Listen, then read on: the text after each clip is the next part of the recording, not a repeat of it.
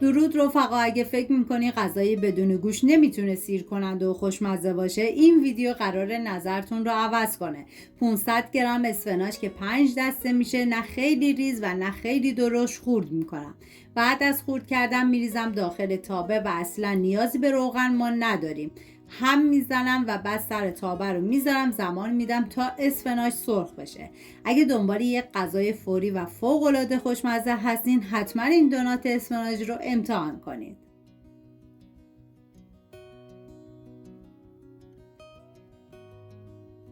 تا اسفناج سرخ میشه میریم سراغ آماده کردن بقیه مواد.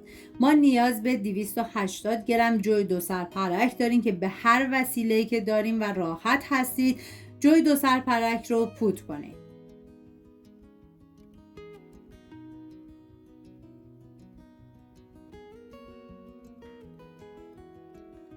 و بعد از پودر کردن حالا بقیه مواد رو بهش اضافه میکنم. 1 عدد تخم مرغ، 80 گرم پنیر پیتزا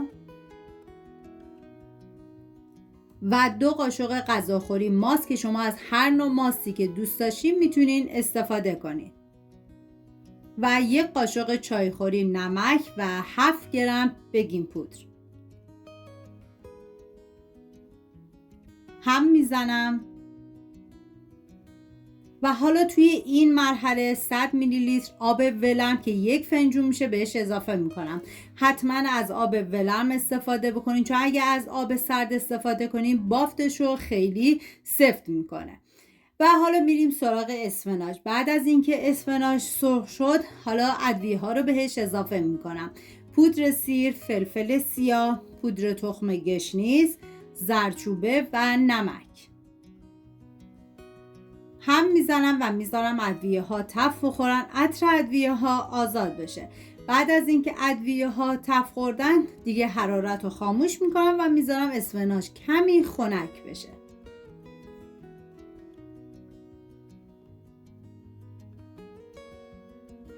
و بعد به بقیه مواد اضافه میکنم.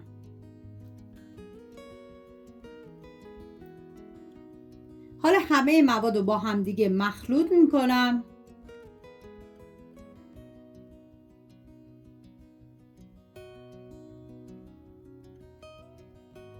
و ظرفی که میخوام بذارین داخل فر کاغذ روغنی بذارید و بعد مقداری چربش کنید.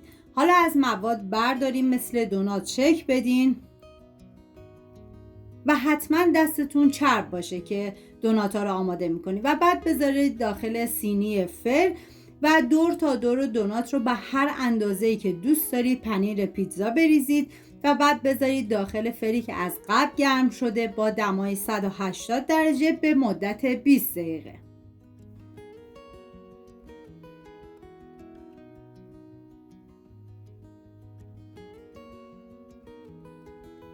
خب اینم از غذای متفاوت امروزمون. امیدوارم از دیدنش لذت برده باشین. حتما امتحانش کنین چون واقعا نتیجهش فراتر از انتظاره. امیدوارم درست کنین و در کنار خانواده از خوردنش لذت ببرید. سپاس از همراهی همیشگیتون. تا ویدیوی بعدی مراقب خودتون و خوبی هاتون باشید. تا درودی دیگر، بدرود.